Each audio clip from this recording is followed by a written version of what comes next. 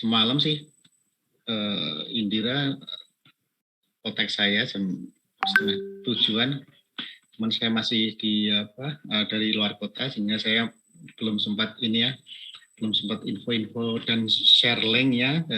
Dini hari tadi saya share. Alhamdulillah sudah direspon sehingga teman-teman bisa bergabung di pagi hari ini. Baik, hari ini saya akan mengisi dengan dua hal gitu ya. Yang satu adalah membahas hasil tugas Anda minggu lalu, kuliah mandiri Anda minggu lalu. Kemudian yang kedua adalah melanjutkan materi gitu ya.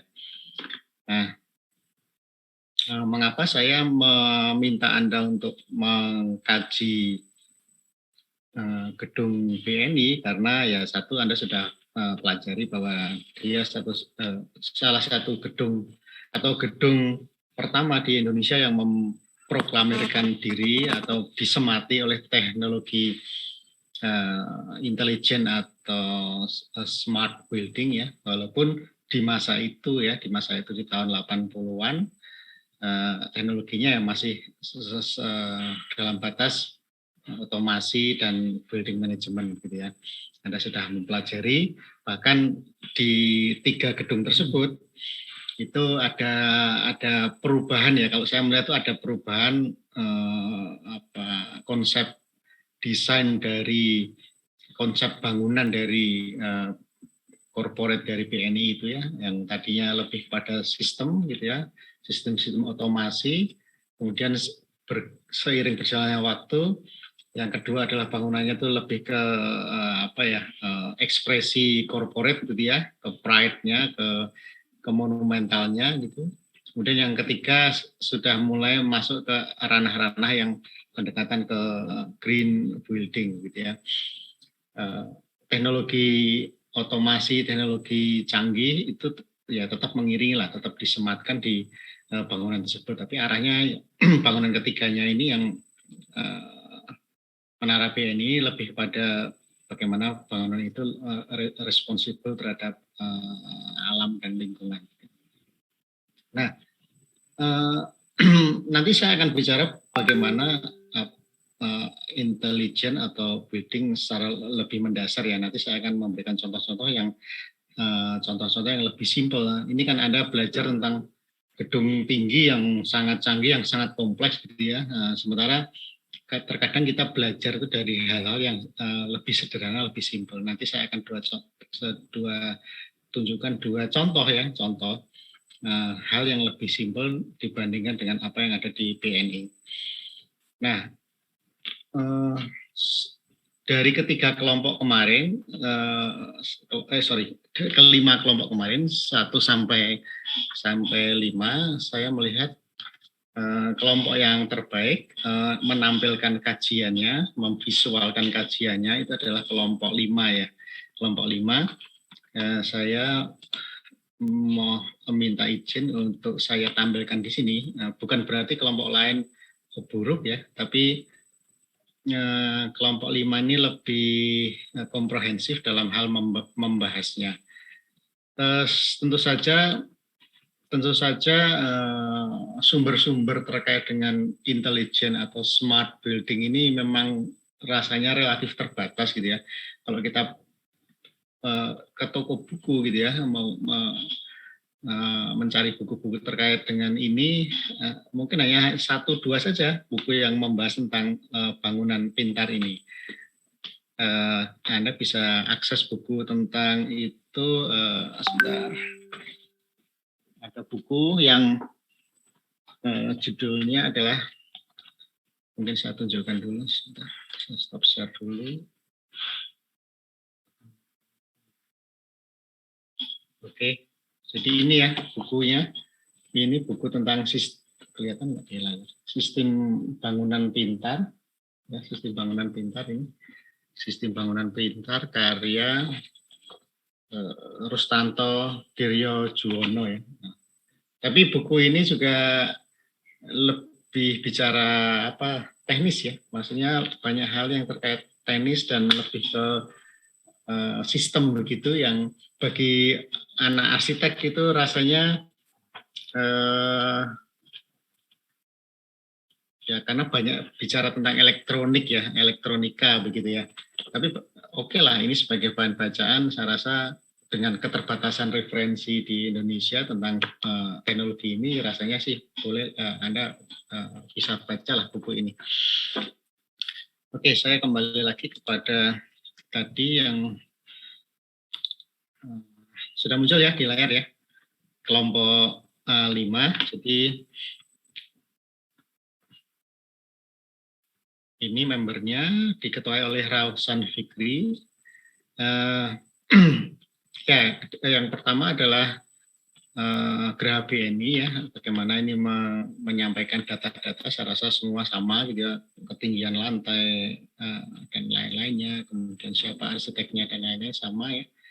Jadi menurut kelompok ini ya, bahwa teknologi yang disematkan itu ada ducting box. Nah, ini walaupun ini sebenarnya kan bukan sesuatu yang intelijen ya, tapi ini bagian lah, ini bagian saja dari satu sistem supply AC ya. Ini ada diffuser ya, maksudnya diffuser yang menyemburkan AC begitu ya. Yang kedua adalah sensor cahaya gitu ya. Jadi sebenarnya ini kan memang di gedung tersebut di Geraha BNI sudah menurut referensi ya, sudah disematkan atau dipasang sensor cahaya sehingga ketika cahaya dalam satu ruang itu sudah memenuhi intensitasnya begitu ya, lampu itu bisa mati gitu ya. Misalnya dalam penerapan sekarang ya, misalnya Anda bisa lihat lampu-lampu jalan itu kan sudah dilengkapi dengan sensor hingga ketika sudah pagi hari lampu mati, kemudian malam hari lampu nyala. Anda bisa bayangkan kalau seluruh lampu jalan itu harus ada saklarnya yang orang mematikan atau menyalakan secara manual, itu barangkali akan bisa merepotkan gitu. Ketika orangnya kelupaan kan berarti satu kota bisa gelap gitu.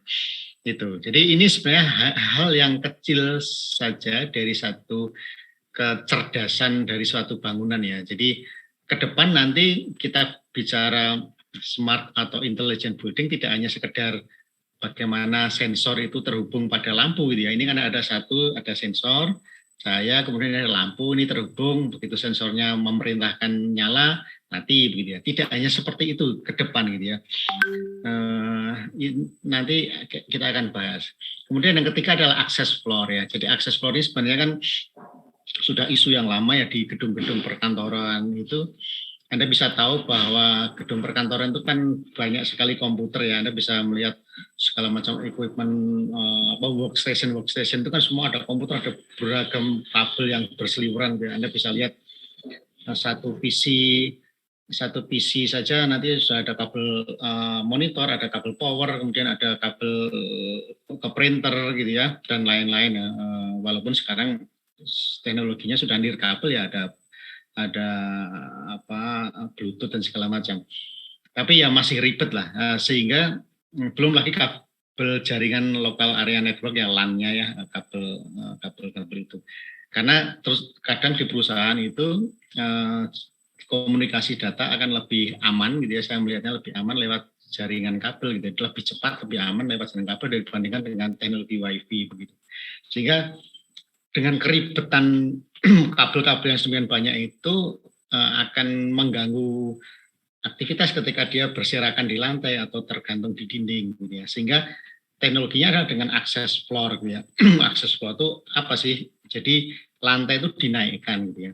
Jadi lantai gedung dari struktur gedung aslinya begitu ya, misalnya sudah ada slab atau plat beton itu tidak langsung diberi pasir, tidak langsung diberi granit atau marmer atau keramik begitu dengan spesinya, tapi slab beton itu ya dibiarkan terekspos, kemudian dia ada semacam lantai yang panggung lah ya, ada panggungnya mungkin setinggi kira-kira sekitar 20 sampai 20 sentinan mungkin ya, sekitar 15 sampai 20 sentinya. Ada satu panggung seperti itu. Nah, di bawahnya panggung ini yang dipakai untuk jaringan-jaringan kabel. Ya. Sementara ya finishing dari panggung tersebut ya tergantung tenan atau penggunanya ya, apakah dia hanya keramik ataukah homogeneous style, granit, marmer dan lain-lain, itu tergantung dari tenan atau pemilik gedung ya gitu. Nah, kemudian di gedung BN itu sudah kontrol otomatis AC ya.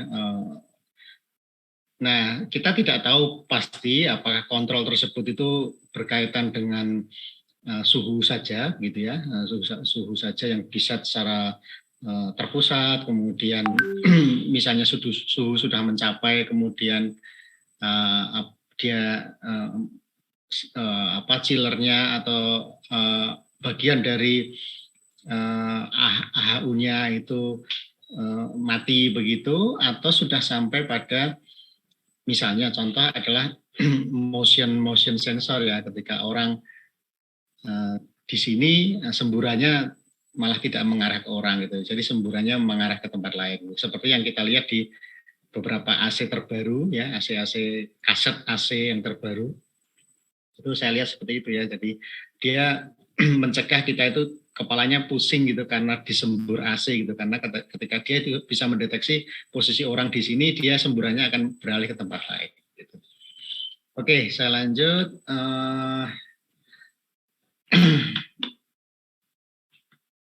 Ini pembahasan tentang ducting box ya. Anda sudah bahas, kemudian ini tadi access floor atau raised floor ya. Jadi sebenarnya nama yang lebih populer sebenarnya adalah raised floor, jadi lantai yang diangkat ya. Gitu. Kemudian ada yang membahas trunking ya, trunking kabel gitu ya. Itu semacam jalur atau ducting untuk jaringan begitu. Sensor cahaya sudah dibahas. Ini automatic control system untuk AC. Kemudian ya ini yang tadi. Kemudian ini ini menceritakan saja di tim bagaimana mereka berkoordinasi lah ya. Ini kan cerita bagaimana tim ini berkoordinasi menyusun tugas ini gitu ya. Kemudian yang Wisma BNI yang orang menyebutnya seperti layar atau mungkin ada yang menyebut pensil itu teknologinya sudah lebih canggih ya, misalnya tentang fire detection ya. Jadi sebenarnya kalau kita bahas fire dalam bangunan itu sebenarnya kan ada yang namanya fire protection system ya. Selama ini kan kalau fire protection system itu ya sprinkler, ya APAR, ya hidran pilar begitu ya. Padahal sebenarnya tidak seperti itu ya. Basically fire protection system dari bangunan itu kan terbagi menjadi satu adalah sistem proteksi pasifnya dari gedung gitu ya. Jadi bagaimana gedung ini sebenarnya aman atau tahan terhadap api ya. Misalnya contohnya penggunaan material-material yang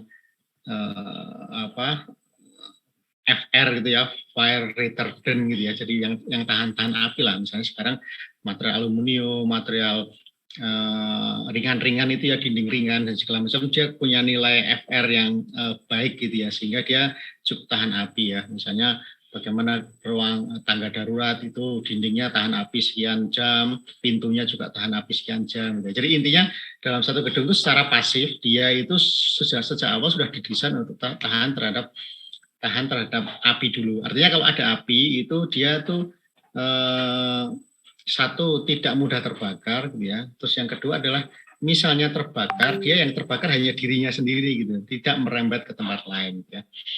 Jadi ada produk-produk misalnya kalau kita mendesain rumah sakit itu kan ada dinding-dinding terbuat dari sandwich panel ya, sandwich panel itu mereknya juga macam-macam. si dinding ringan tersebut itu dia ada yang punya kemampuan untuk tahan api dan melokalisir api begitu, sehingga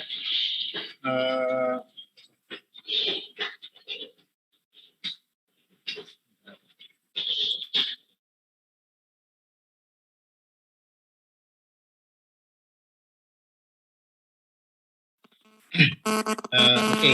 Jadi si apa namanya si dinding tersebut sandwich panel itu kalau kita mendesain rumah sakit itu ada yang bahannya tidak begitu tahan terhadap api, ada yang tahan, bahkan ada yang modelnya dia misalnya setelah 2 jam dia terbakar, itu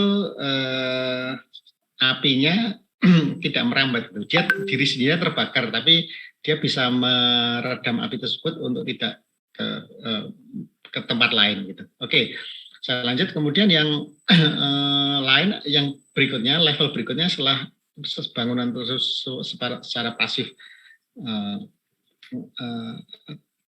tahan terhadap api, yang kedua adalah sistem deteksi dininya gitu ya. Nah, ini dalam intelligent atau smart building ini itu sudah level itu sudah masuk dia. Jadi sistem deteksinya ya kalau yang bangunan standar adalah smoke detector, heat ya, detektor asap, detektor panas gitu ya, dan smoke heat gitu ya, seperti itu. Itu yang akan mendetek keberadaan suhu udara yang tidak normal begitu ya, atau ada asap gitu ya, dan tidak dikendaki dalam satu ruang. Nah, dalam teknologi bangunan yang biasa, si detektor itu akan sinyal tersebut akan masuk ke panel kontrol, sehingga dia akan misalnya akan membunyikan sirine begitu, sirine tanda bahwa di ruang tertentu itu ada api atau ada asap gitu ya. Nah, tapi dengan teknologi yang lebih advance gitu ya, dengan teknologi smart building, tidak hanya sekedar seperti itu gitu ya, tapi dia nanti akan menjalankan fungsi-fungsi yang lebih kompleks gitu ya. Kita tidak tahu pasti yang di menara atau di Wisma BN ini seperti apa, tapi kalau kita lihat teknologi yang lebih canggihnya adalah si sinyal tersebut akan diproses ya oleh satu device gitu ya, alat ya di ruang panel untuk misalnya dia akan langsung memerintahkan sistem untuk memadamkan api di tempat tersebut gitu ya. Kemudian misalnya ya, contoh dia akan menutup pintu ya. Jadi kalau di rancangan konsep perlindungan terhadap kebakaran itu kan ada pintu-pintu yang namanya pintu-pintu kompartemen ya, kompartemenisasi ya. Jadi nanti ada area-area yang harus dilokalisir oleh pintu tersebut ya. Pintunya mungkin bisa menutup secara otomatis ya. Terus bahkan nanti saya mungkin contohkan videonya.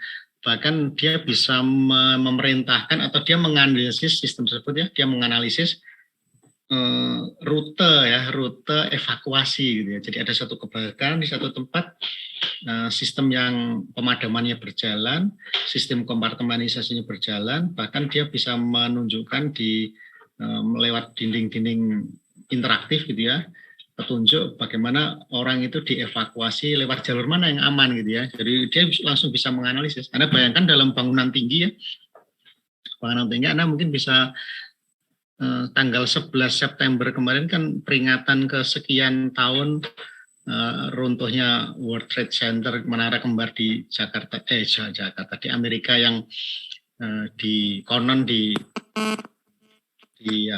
bukan konon ya, memang betul bahwa itu ditabrak oleh dua pesawat ya, tapi konon itu ada yang bilang itu terus, ada yang bilang itu memang skenario pihak tertentu. Anda bisa lihat seberapa ngerinya ketika satu gedung kembar itu di Amerika ditabrak oleh pesawat yang memang dibajak untuk nabrak itu, kemudian terjadi kebakaran di lantai kesekian puluh atau sekian ratus, kemudian bagaimana orang panik untuk lari dari lantai kesekian itu. Padahal ketika gedung itu ditabrak kan sistem lift juga tidak berjalan dan lain-lain gitu ya. Dan api menyebar kemana-mana. Bahkan di beberapa video Anda bisa lihat bahkan orang saking takutnya dia loncat dari jendela gitu di ketinggian yang ratusan meter begitu. Nah itu, jadi dengan sistem intelligent building itu barangkali dia akan sistem itu berkembang melokalisir api, kemudian menunjukkan jalur-jalur evakuasi dan lain-lain. Nah, itu level advance-nya seperti itu. Kemudian lighting control yang di BNI ya saya rasa dia mengatur ya bagaimana sistem cahaya itu tadi dibantu oleh sensor itu mati nyala, kemudian bagaimana dia diprogram pagi kapan dia harus nyala, kapan harus mati dan lain sebagainya. Kemudian AC ya saya rasa levelnya adalah mungkin di gedung BNI ini lebih pada mengatur temperatur ya secara terpusat, kemudian mengatur kelembapan barangkali gitu ya, dan mungkin pengaturan secara remote jarak jauh. Kemarin saya sampaikan bahwa di gedung Siti Walidah pun AC-nya juga seperti itu ya, sudah bisa dikendalikan secara terpusat, kita bisa mengatur mana saja ruang yang nyala dan mati, waktunya kapan nyala, kapan mati bisa kita atur, suhunya bisa kita atur, bahkan kita bisa atur remote gitu dari jarak jauh dengan handphone, dengan smartphone kita bisa matikan AC dari mana saja gitu ya. Itu teknologi yang saya rasa di saat sekarang sudah sangat lazim begitu. Digital video surveillance itu ya terkait dengan ini masalah keamanan ya. Jadi bagaimana pengontrolan lewat CCTV sistem, kemudian mengatur misalnya contoh kalau di film-film kan juga begitu ya, kita bisa mencari orang itu lewat sistem CCTV yang terkontrol. Bahkan di luar negeri kan seluruh sistem CCTV jalan gitu ya, seluruh jaringan jalan di suatu kota itu kan semua terkontrol ke satu control room gitu ya. Kalau kita lihat Jakarta dan Surabaya itu kan sudah seperti itu ya. Surabaya sudah punya control room yang di situ sudah akan ada puluhan CCTV yang bisa melihat seluruh jaringan jalan dan kondisi lalu lintas di sana begitu ya. Kalau di luar negeri kita bisa melihat bahwa bahkan mungkin entah itu hacker, entah itu badan intelijen di negara tersebut itu bisa masuk ke seluruh jaringan CCTV di seluruh gedung yang ada gitu ya untuk melihat mencari orang gitu ya. Bahkan dengan sekarang dengan teknologi face detection ya, face recognition itu kita sudah bisa mencari orang. Misalnya ada mungkin orang yang DPO gitu ya, sudah masuk daftar pencarian orang, sudah terrekognisi wajahnya, itu kita bisa masuk ke jaringan CCTV semua gitu, nanti kita bisa detect di mana posisinya itu lewat teknologi face detection itu ya. Seperti itu. Detection sudah, lighting control tadi sudah dibahas ya, HVAC, AC ya, pengaturan AC. Kemudian yang gedung Menara BNI yang terbaru ini lebih, kalau saya melihat ini lebih pada bagaimana gedung ini merepresentasikan ini ya, desain gedungnya merepresentasikan visi misi BNI, seperti juga yang Wisma BNI kan bentuknya seperti kapal melambangkan pinisi Nusantara dan segala macam. Kemudian yang Menara BNI juga bicara tentang filosofis ya, tentang dia bentuknya seperti bambu dan sebagainya. Nah, di BNI Tower ini ya lebih canggih lah, eranya sudah berubah, dia ada sistem double glazing ya, kaca gedung yang double gitu, ada ruang hampanya begitu supaya ada air gap ya, supaya dia bisa meredam panas begitu, supaya tujuannya adalah gedungnya AC-nya lebih hemat, kemudian ada otomatis termostat itu ya biasalah pengaturan suhu dan segala macam, ada sistem ya, kalau saya baca itu bagaimana mengefisienkan air, mengurangi atau menghilangkan limpasan air gitu yang ada di bangunan dan segala macam. Dan di light sensor ya, bagaimana ada sensor aktif yang melihat intensitas cahaya di dalam ruang gitu ya. Arahnya seperti itu ya. Ini penjabarannya. Kemudian jadi kalau dalam teorinya kan memang si ruangan itu ya, ini kita bahas desain ya. Jadi ruangan itu kan cahaya matahari yang masuk ke dalam ruangan itu kan penetrasinya kan tidak jauh ya, paling sekitar 10 meter lah dari jendela gitu ya. Walaupun ya jendela kita lihat ukurannya kan bervariasi ya, tapi kalau menurut standar yang ditetapkan itu paling penetrasi cahaya masuk kan hanya sekitar 10 meter ke dalam ruangan. Nah, biasanya di situ ada sensor-sensor sehingga ketika di ruang terdalam ya, sisi ruang terdalam itu penetrasi cahaya matahari sudah tidak bisa optimal, dia sensor itu akan membaca gitu sehingga di sisi terdalam dari ruang itu lampunya nyala ya, lampunya nyala. Tapi yang di tengah bangunan dan yang di pinggir jendela belum nyala gitu ya. Nanti ketika matahari bergerak atau sudah lebih sore lagi, bagian tengah bangunan juga sudah lebih redup, nanti di garis atau baris di tengah ruangan itu yang baru nyala. Nah, ini adalah memang contoh integrasi bagaimana kita arsitek itu berdiskusi dengan orang mechanical, electrical, orang elektro gitu ya. Saya punya tim yang dalam mendesain kita selalu diskusi, ini upaya penghematan energinya bagaimana gitu ya. Teman-teman dari mechanical, electrical juga akan dia bisa mewujudkan apa yang kita arahkan gitu ya. Jadi misalnya nanti begini ya untuk pengaturan jalur pengkabelannya gitu ya, single line diagramnya gitu, itu nanti urutan nyala lampunya itu seperti ini ya, di lajur terdalam seperti ini, satu grup, lajur tengah satu grup, lajur tepi satu grup gitu ya. Nanti kemudian kita bisa pasang sensor atau kita secara manual saja dengan saklar gitu. Artinya apa? Dalam mendesain itu kita harus mengguidance tim kita gitu, maunya apa gitu ya. Teman-teman struktur, teman-teman ME, teman-teman infrastruktur itu ya manut kita sebagai arsitek itu. Kita yang jadi leader, yang jadi prinsipalnya, yang maunya sebegini, mereka menerjemahkan. Nah, teman-teman di dunia struktur ME itu juga mereka belajar lah tentang teknologi ramah lingkungan, teknologi apa itu. Tapi biasanya yang meng-guide adalah kita. Oke ya, ini tentang daylight sensor ya, seperti ini. Kemudian, oke ya, sudah. Jadi ini saya preview saja salah satu kelompok yang menyajikan dengan baik.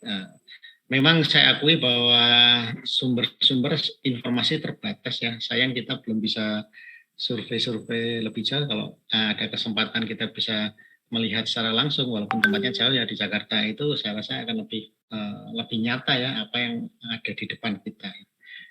Nanti saya mungkin kalau bisa diputar di Zoom, saya akan putarkan bagaimana gedung yang intelijen atau yang atau cerdas di masa kini dan ke depan itu akan seperti apa. Semoga nanti bisa diputar videonya. Oke, saya kembali ke PowerPoint saya lagi. Ada beberapa definisi atau teori yang mungkin saya akan sampaikan. Jadi intelligent atau smart buildings itu apa sih gitu ya? Setelah Anda belajar dari BNI itu kan Anda sudah bisa mengambil kesimpulan gitu ya. Jadi ada 3 definisi yang mungkin Anda bisa cermati di sini ya. Yang pertama adalah intelligent atau smart buildings are buildings that use technology gitu ya. Jadi memang ternyata setelah kita lihat tuh semua tuh peran teknologi gitu ya. Use technology to improve the lives of the people gitu ya. Jadi maksudnya ternyata teknologi-teknologi yang tadi disematkan di gedung itu memang gunanya adalah improve the lives of the people ya. Jadi maksudnya ini untuk masalah bagaimana meningkatkan taraf hidup lah, atau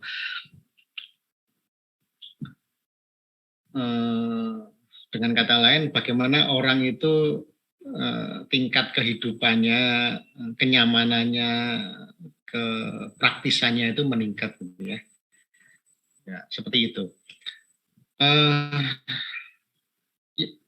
Di sini dijelaskan bahwa those benefits are, dia misalnya yang pertama adalah improvements in health ya. Jadi ternyata teknologi smart building itu salah satu tujuannya meningkatkan kualitas meningkatkan kualitas hidup dari orang begitu ya. Salah satunya adalah improvement in health. Loh kok bisa gitu ya? Nanti contohnya adalah bagaimana kualitas udara ya, indoor air quality ya, EAQ gitu ya, itu jadi satu isu besar di zaman modern ini ya, kualitas udara dalam ruang.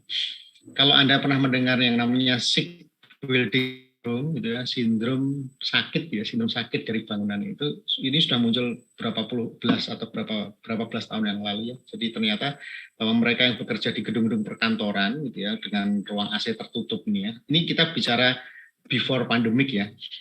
Bicara before pandemic itu banyak yang setelah mereka bekerja lama di perkantoran, di bank, yang orang itu datang di kantor itu pagi-pagi gitu, pulangnya malam gitu ya. Kalau orang bilang kerja di kota besar tuh kayak nggak pernah lihat matahari gitu, karena subuh sudah berangkat, masuk kantor matahari baru terbit gitu ya, nanti keluar kantor tuh matahari udah terbenam gitu, jadi nggak pernah lihat matahari katanya begitu ya. Itu dia mengalami sick building syndrome itu, sindrom sakit. Gitu. Biasanya contohnya, misalnya dia sering pusing gitu ya, kemudian nanti Anda bisa browsing lah tentang sick building syndrome, sakit pusing, kemudian kulitnya bermasalah gitu ya, selalu kering dan segala macam, kemudian ada yang sariawan, yang ada yang bibirnya luka dan segala macam gitu ya. Jadi itu ada sindrom sakit di bangunan. Itu ternyata memang karena salah satunya adalah kondisi kualitas udaranya di dalam gedung yang memang selalu tertutup. Nah, apalagi sekarang di era pandemik ya, di era pandemik itu kan juga isu tentang kualitas udara di dalam ruang itu jadi mengemuka gitu ya. Jadi bangunan yang sangat tertutup itu kan potensinya sangat besar untuk menularkan gitu ya. Seperti itu. Nah,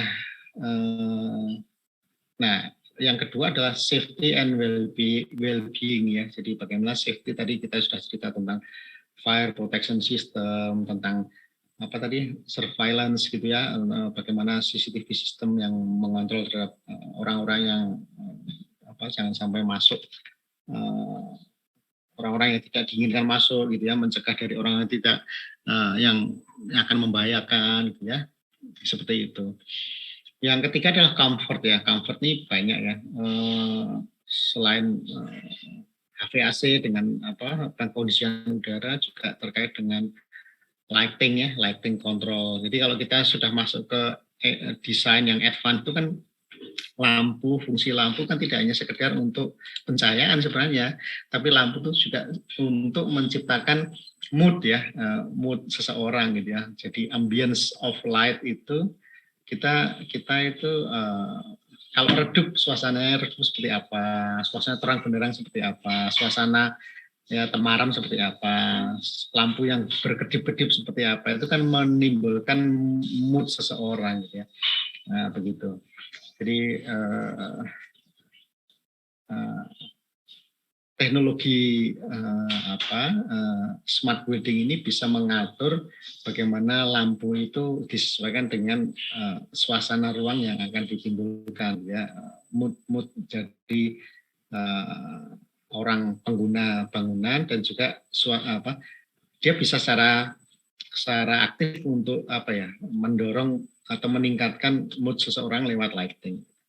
Nah, yang keempat adalah energy and or operational efficiency. Tentu saja isu tentang energi akan jadi satu isu yang sangat besar di smart building, karena dia bisa mengatur bagaimana operasi dari equipment, utilitas bangunan, dan bagaimana konsumsi energinya, begitu ya. Jadi teknologi yang smart itu tidak hanya dia bisa mematikan, menyalakan secara otomatis ya. Misalnya tadi saya sampaikan bahwa kita bisa mematikan AC di ruangan-ruangan itu secara terpusat gitu ya. Jadi sebenarnya tidak hanya seperti itu, tapi kita sudah ada semacam ini AI-nya itu, sudah ada artificial intelligence-nya yang kira-kira tuh dia bisa membaca kebutuhan gitu ya, bisa membaca atau memprediksi kebutuhan dari bangunan tersebut gitu ya. Jadi dia bisa mengatur. Jadi ada suatu kecerdasan buatan yang ada di situ yang bisa tidak hanya on off gitu ya, tapi dia bisa mengatur, memanage begitu. Yang kelima adalah productivity gains or resource optimization gitu ya. Jadi bagaimana akhirnya nanti endingnya adalah misalnya smart building ini diterapkan di suatu misalnya pabrik itu, suatu industri itu dia bisa sampai pada mendorong produktivitas kerja gitu ya. Bagaimana pengaturan bahkan saya pelajari ada bagaimana si smart building ini mengatur okupansi dari ruang-ruang gitu ya, pengaturan layout ruang, kemudian mengatur tingkat efektivitas gitu ya. Mungkin dia akan, karena ada kecerdasan buatan di situ, dia akan bisa melihat misalnya ya, bayangan saya adalah lalu lintas ya dalam satu, katakanlah dalam satu gedung perkantoran itu kan ada jalur-jalur yang ini yang trafiknya padat gitu ya, misalnya ada lift yang trafiknya sangat padat gitu ya, ada lift yang penggunaannya sangat kurang gitu, ada koridor yang sangat padat gitu, orang berjejal-jejal gitu situ, ada koridor yang kosong gitu. Nah dengan teknologi ini dia bisa mengatur gitu, orang dipindahkan, jalurnya dipindahkan dengan satu barrier tertentu, dengan tanda-tanda, kamu lewat sana gitu ya, misalnya seperti itu, sehingga sirkulasi di dalam gedung itu bisa lebih merata gitu ya. Trafficnya lift juga pasti ada semacam traffic analisisnya begitu, sehingga liftnya kok ngumpul di sini aja, pakai lo yang lift yang sebelah sana yang kosong gitu, misalnya seperti itu. Nah ini yang tentu saja akan berpengaruh pada satu produktivitas gitu ya, karena ya orang kalau nunggu lift kelamaan ya rapatnya tertunda itu gara-gara nunggu lift gitu ya. Harusnya dia sudah bisa mengakses. Atau mungkin barangkali kalau hanya 2 lantai saja, orang mungkin disuruh kamu pakai tangga itu saja loh gitu ya, dengan satu notifikasi gitu ya. Dan saya lihat di beberapa informasi itu bahkan keberadaan smartphone kita itu jadi berperan juga di smart building ini gitu ya. Nanti semua akan terkoneksi ke dalam smart building ya. Jadi ya apa ya, sekarang kalau kita masuk ke perbelanjaan, ke mall aja kita kan sudah harus scan lewat smartphone kita ya, lewat aplikasi Peduli Lindungi gitu ya, kita baru bisa masuk ke mall gitu kalau kita punya aplikasi tersebut. Artinya kan dari situ sudah ke detect kan ya, kita itu check in di mana gitu kan, di aplikasi tersebut kan muncul kita check in di sini gitu kan. Terus kita sudah tervaksin atau belum gitu ya. Itu akan terdetek semua, terdata semua, dan ada tracing lah di teknologi tersebut gitu ya. Jadi itu satu hal yang tidak terbayangkan gitu ya, sekarang hal tersebut terjadi. Jadi semacam orang itu sekarang sudah dipilah-pilah mana yang sudah vaksin dan mana yang belum gitu ya, seperti itu. Dan itu sebenarnya sudah diprediksi beberapa waktu yang lalu ya, bahwa orang itu sampai ada yang orang itu nanti semua ada barcode-nya kan gitu, itu dibaca oleh mesin gitu ya. Ya seperti itu. Atau definisi berikutnya adalah what is smart building? Adalah is building in which energy and operational system are controlled and regulated automatically gitu ya. Nah, bagaimana suatu sistem operasinya itu energinya adalah masuk dalam satu sistem operasional dan dikontrol gitu ya, dan diatur secara otomatis gitu. Or with minimal human intervention, maksudnya intervensi orang itu jadi sudah semakin kecil gitu ya, semua sudah serba otomatis, bahkan sudah ada kecerdasan buatan di situ. To provide satu tadi comfortable ya, lagi-lagi bagaimana menyamankan orang nih sistem ini gitu ya, efisien ya, bagaimana kita efisien gitu ya penggunaan ruang, penggunaan koridor, penggunaan lift, penggunaan lampu itu efisien. And high performance working environment. Jadi bagaimana lingkungan kerja itu high performance.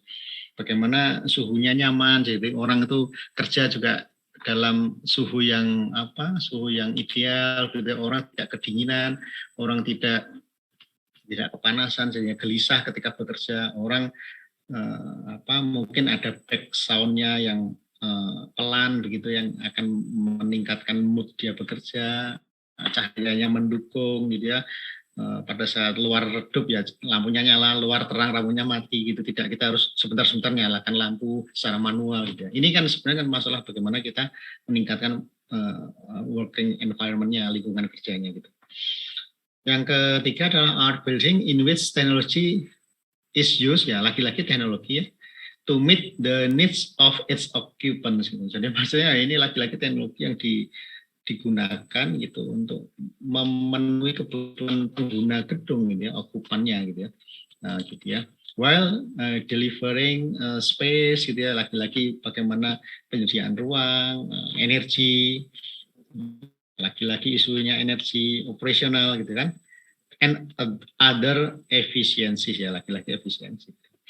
Seperti itu. Jadi dari sisi ini bahwa memang smart building memang diciptakan untuk satu ya memang menyamankan orang, semakin meningkatkan kesehatan seseorang, kemudian energi ya, isu efisiensi gitu ya, efisiensi produktivitas gitu ya. Kemudian ya lain-lain adalah mungkin arahnya kan pada safety ya, keamanan bangunan gitu, kehandalan bangunan. Oke, saya lanjut. Nah, tadi saya cerita apakah memang kalau bangunan cerdas, bangunan pintar tuh yang seperti apa? Apakah hanya sekedar dia tuh otomatis begitu, di luar terang, lampunya mati begitu? Apakah seperti itu atau sudah ada yang lebih gitu ya? Jadi ada istilah tentang connected building ya. Connected building itu maksudnya satu sistem bangunan yang di mana di sana terkoneksi ya antara sensor dengan device, antara saklar dengan device gitu ya. Connected buildings tend to utilize technology in a fairly superficial way. Maksudnya connected building itu cenderung untuk menggunakan teknologi dalam tataran yang sangat standar saja gitu ya. For example, linking lighting to motion sensor gitu ya. Jadi contohnya ini yang sangat standarnya itu adalah misalnya sensor gerak dengan lampu gitu ya. Or powering down system at night gitu ya. Jadi misalnya kalau AC sudah jam 8 malam dia di gedung-gedung perkantoran di Jakarta kan atau di Surabaya itu kan biasanya sudah AC-nya begitu ya, jam 5 itu di rental office itu gitu, jam 5 AC otomatis mati gitu. Kalau kita mau lembur kita bayar extra charge gitu kepada pengelola bangunan gitu, atau kita kena charge gitu kan.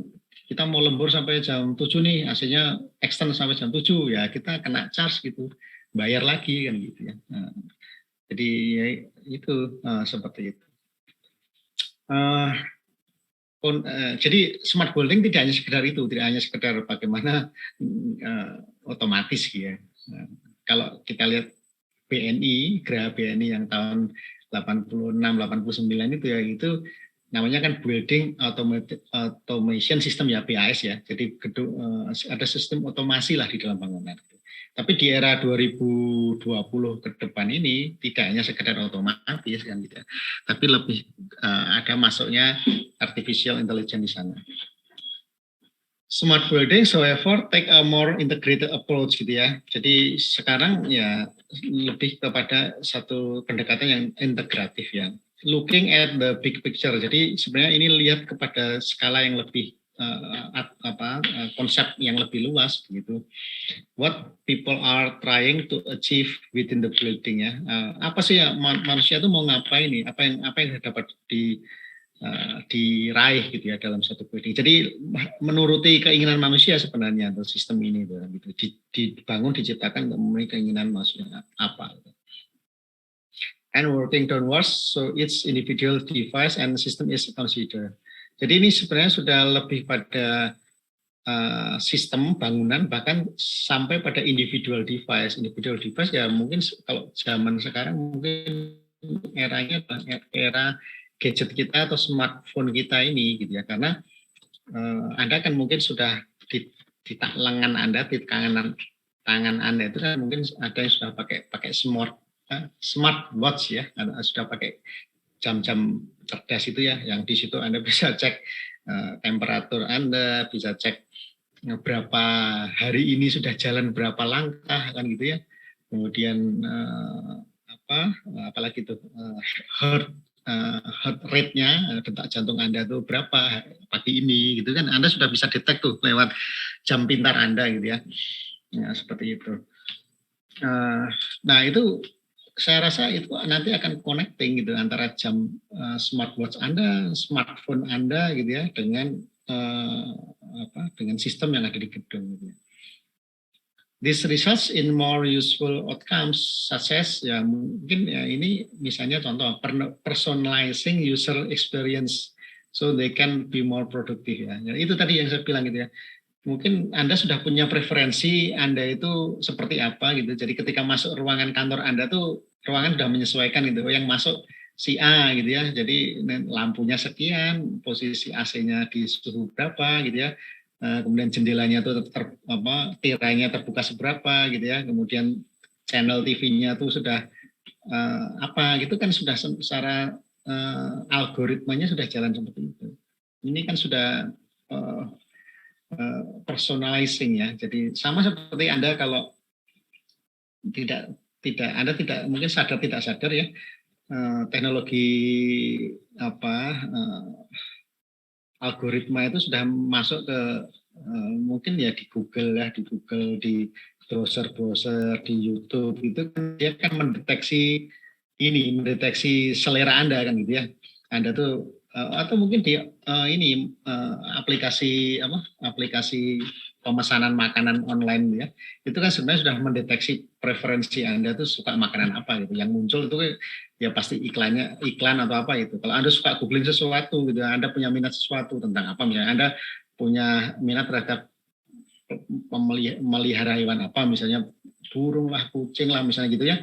Ketika Anda sering browsing itu nanti secara algoritma kan sudah muncul lah ya, tahu-tahu muncul iklan ini yang sesuai dengan selera Anda itu. Nah, itulah seperti itu. Kemudian yang kedua adalah managing room temperatures more holistically by responding to the position of the sun and the weather. Nah itu ya, jadi dia sudah tidak hanya sekedar ngatur suhu saja, pagi hari kita set di 25, siang set 23, tidak hanya sekedar itu, tapi dia sudah memanage itu secara holistik by responding the position of the sun gitu ya. Jadi smart building itu bisa teknologinya mungkin ya ada yang sudah bisa mendetek posisi matahari itu sekarang di sunpadnya seperti apa lah gitu ya, sunpadnya seperti apa, di mana mataharinya, kemudian weather gitu ya, climate itu mungkin juga data iklim itu juga mungkin sudah masuk di situ, sensor-sensor weather itu sudah situ, sehingga dia akan menganalisis sendiri gitu, sehingga sudah otomatis nih siang ini suasananya mendung, banyak awan, mataharinya redup gitu, sehingga lampunya sekian lux, kemudian suhu udaranya karena mendung malah panas itu, suasananya gerah gitu, suhunya dia akan setting di 22 derajat gitu. Misalnya seperti itu ya, sudah sangat canggih. Nah oke. Smart building now and future, tadi sebenarnya saya sudah bahas nih bagaimana smart building yang sudah Anda pelajari di era lampau, gedung Geraha BNI gitu ya, kemudian saat ini dan ke depan. Saya ada video, saya mohon ini ya, mohon direspon, video saya bisa jalan apa enggak di Zoom? Halo? Bisa Pak. Ya. Oke ya, kita ikuti, ada sekitar 7 menit lah. Ini ya dunia berubah begitu ya. Perubahan populasi, urbanisasi dan lain-lain.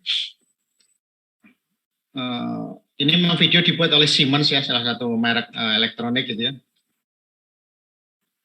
Jadi kita sudah masuk ke era yang serba otomatis begitu ya. Bagaimana kita masuk ke gedung,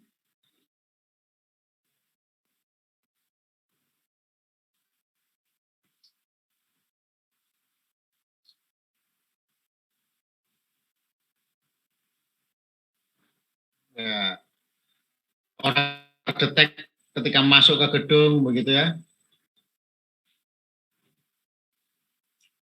Masuk ke lift mungkin juga sudah dipantau orang begitu.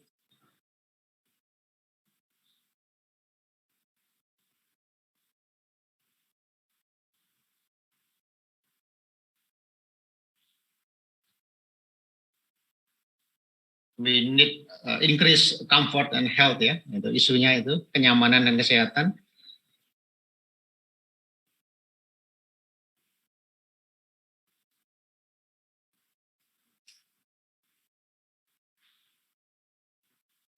Pengaturan sudah secara ini semua ya.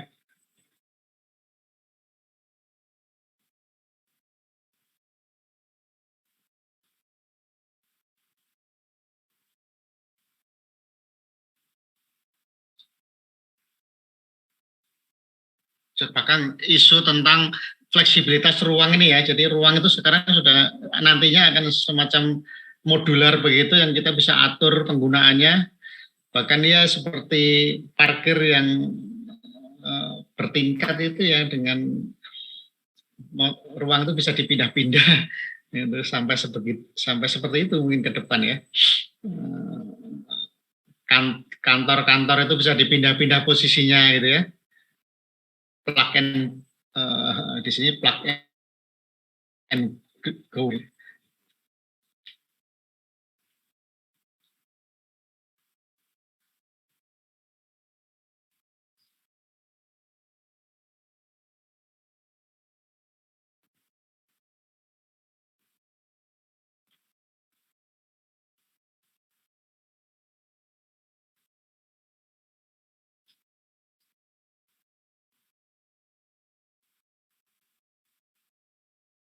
Ya, pengaturan lift ya, saya sampaikan tadi.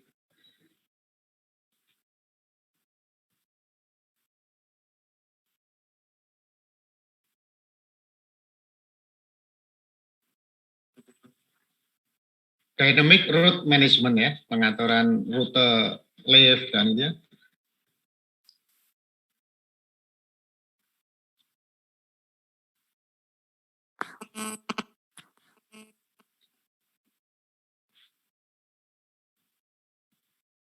Pengaturan energi ya.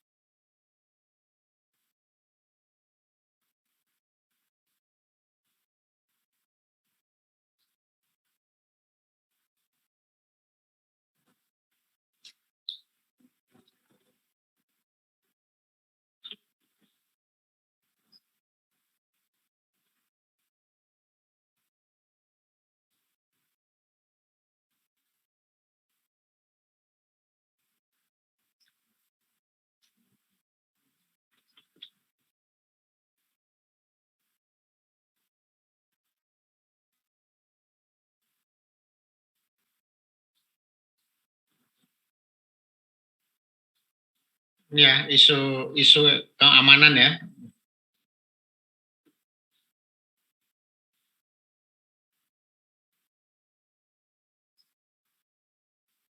Dengan smartphone-nya gitu ya, itu kita udah connecting.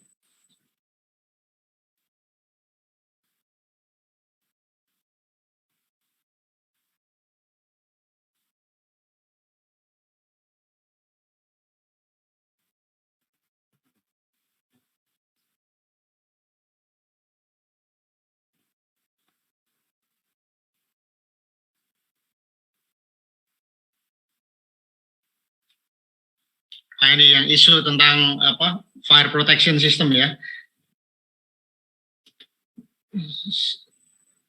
Bagaimana sistem evakuasi ya, escape ya.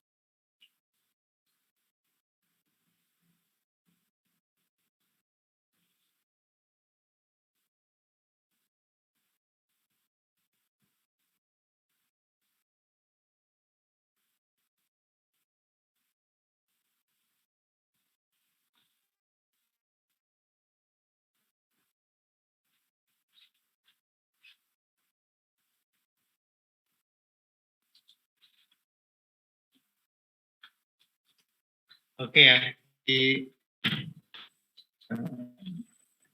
the future is already begun gitu. Jadi maksudnya ya masa depan itu sudah mulai dari sekarang.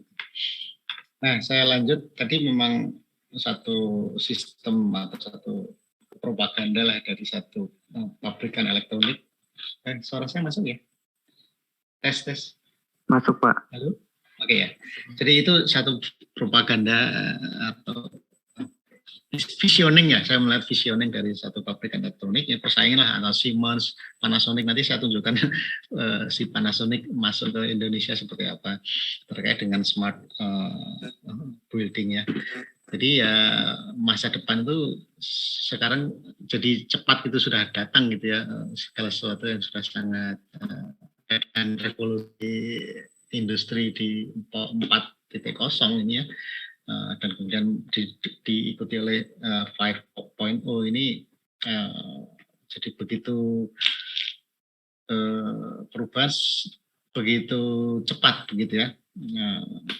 Dulu tidak terbayangkan bagaimana kita kok bisa kita punya taksi yang perusahaan taksinya itu nggak punya mobil gitu ya.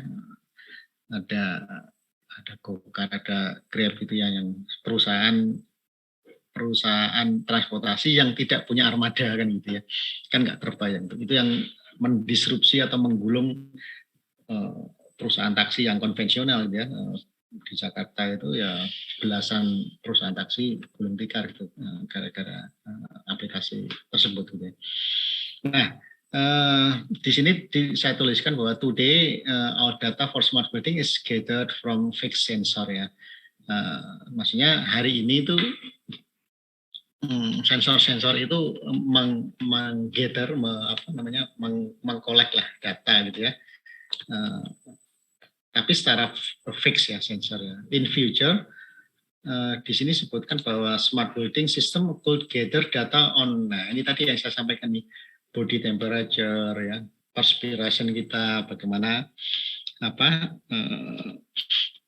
bagaimana kita menghirup oksigen gitu ya, detak jantung kita gitu ya, itu yang didetek oleh sensor, misalnya dari smartwatch kita atau dari handphone kita, itu bisa digather, bisa dikolek oleh bangunan gitu. Artinya ke depan ya bangunan itu dengan cerdas bisa membaca data kita gitu ya. Gitu. Nah, itu yang nanti akan diterjemahkan oleh si smart system itu untuk mengatur suhu, kelembaban gitu ya, dan apapun yang kita butuhkan gitu. Kalau kita masuk ke kabin mobil-mobil yang premium itu kan sudah secara otomatis dia itu bisa mendeteksi postur tubuh kita gitu ya, posisi tinggi kursi, kemudian posisi setir gitu ya, itu sudah bisa di-adjust posisi sandaran, posisi ambient slide itu kan sudah bisa disesuaikan dengan sopirnya kan gitu ya. Misalnya yang pakai si driver, kemudian besok yang pakai adalah si majikannya, itu posisi kursinya dan lain-lain itu sudah bisa menyesuaikan gitu. Itu yang di mobil-mobil premium kan seperti itu.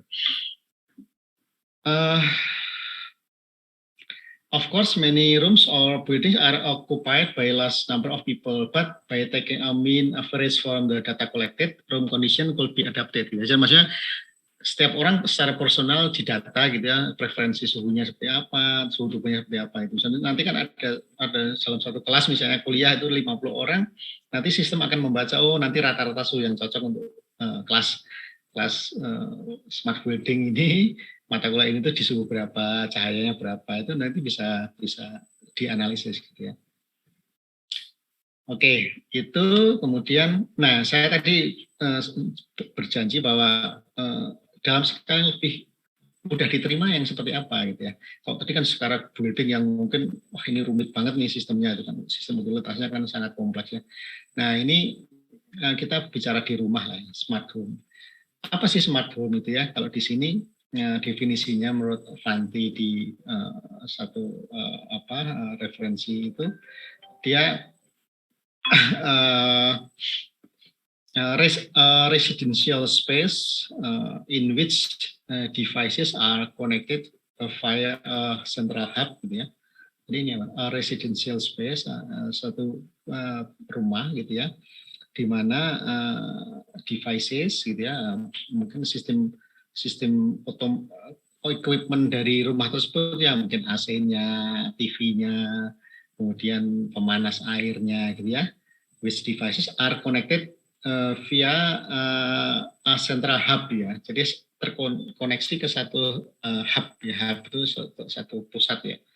Itu in example Google Home atau Amazon Alexa gitu ya. Anda mungkin sudah pernah lihat aplikasi ini belum ya? Jadi Google Home, Amazon Alexa itu salah satu aplikasi yang kita bisa mengatur equipment di rumah kita gitu ya, mengatur tentu saja equipment kita ya harus ini ya, harus sudah ya support gitu ya, sudah canggih gitu ya. Kalau TV kita di rumah kebetulan masih TV tabung yang hitam putih gitu, kemudian misalnya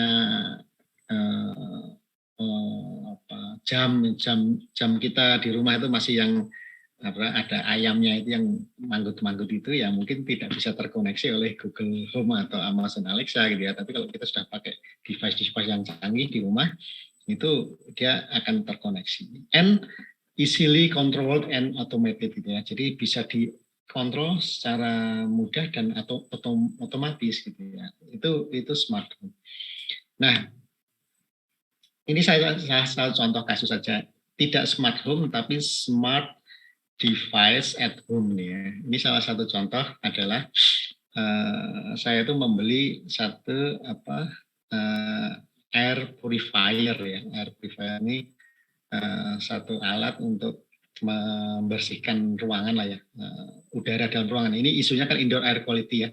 Jadi ya kebetulan waktu pandemi ini kan kita terus ada alat nih yang fungsinya untuk membantu membersihkan kualitas udara di dalam ruangan di rumah kita tuh dengan lebih baik gitu ya. Ya ini ikut-ikutan aja nih beli alat seperti ini gitu ya.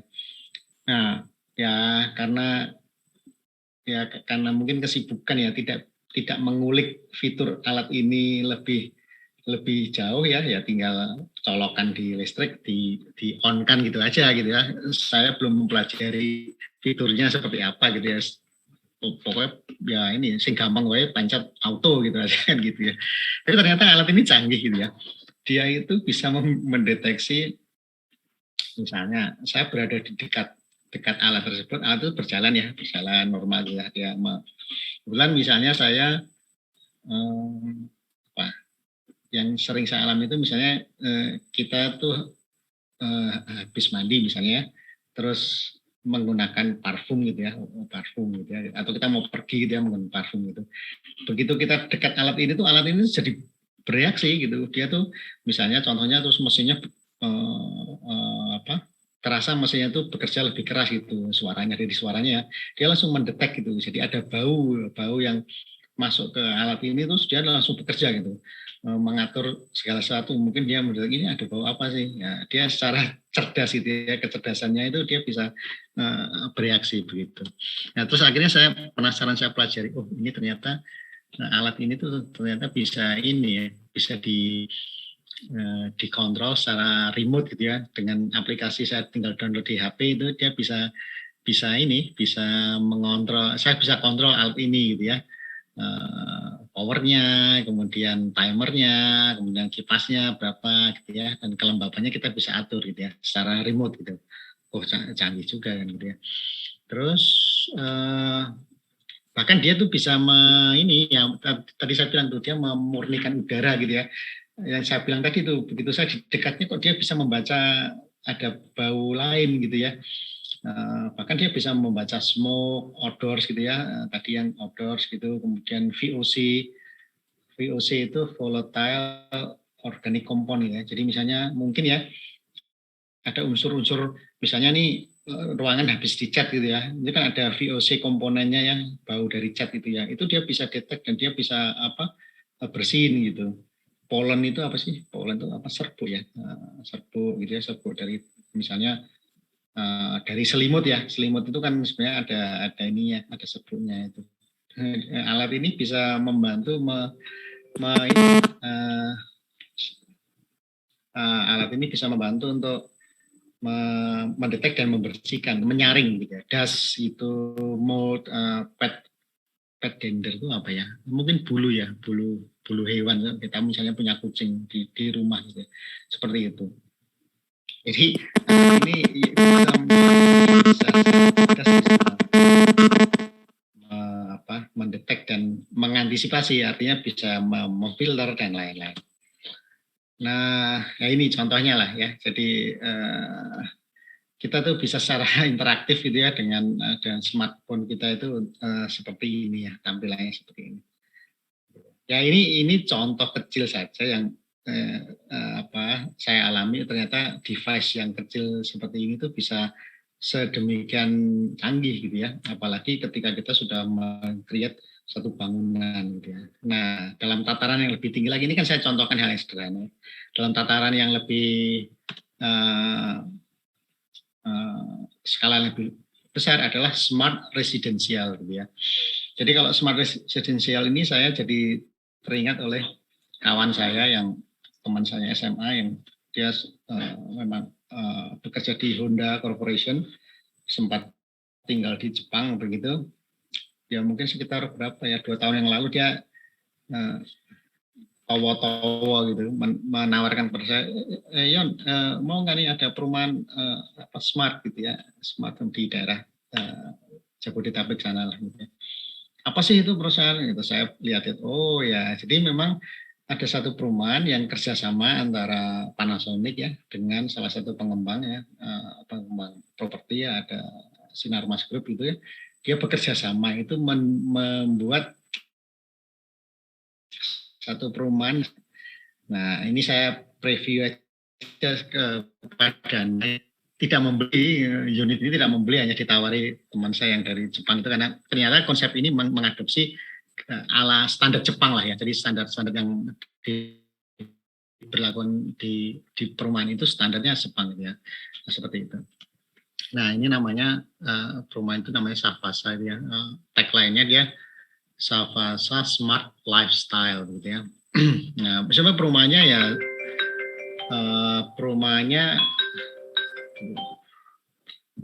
perumahannya ini ya seperti lazimnya lah perumahan-perumahan di urban saat ini yang lahannya kecil, 2 lantai yang sangat padat seperti itu. Tapi ini bedanya dia tuh menerapkan sistem smart home gitu ya. Promosinya tuh ya itu dijual rumah dengan jumlah rumah yang aman terhadap teknologi penghambat virus gitu ya, seperti itulah ya promosinya kan gitu, seperti itu. Nah, saya sih yakin ini berarti salah satunya menggunakan device yang seperti yang tadi saya sampaikan kepada Anda itu ya, seperti itu.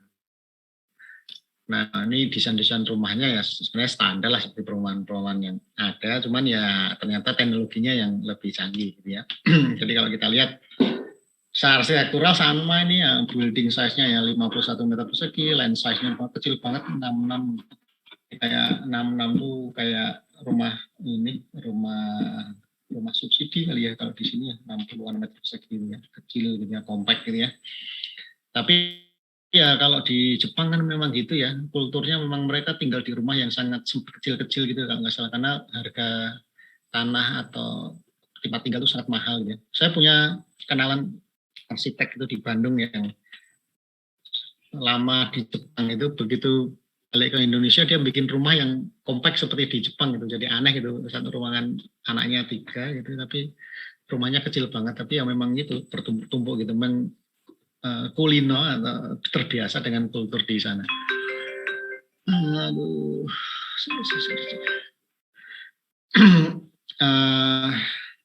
Oke, saya tidak bicara arsitekturnya, bicara tawaran teknologinya. Jadi di sini di rumah tersebut ternyata diinstal satu PureTech gitu ya, air filtration and ventilation system gitu ya. Dia bisa membaca itu ya, membaca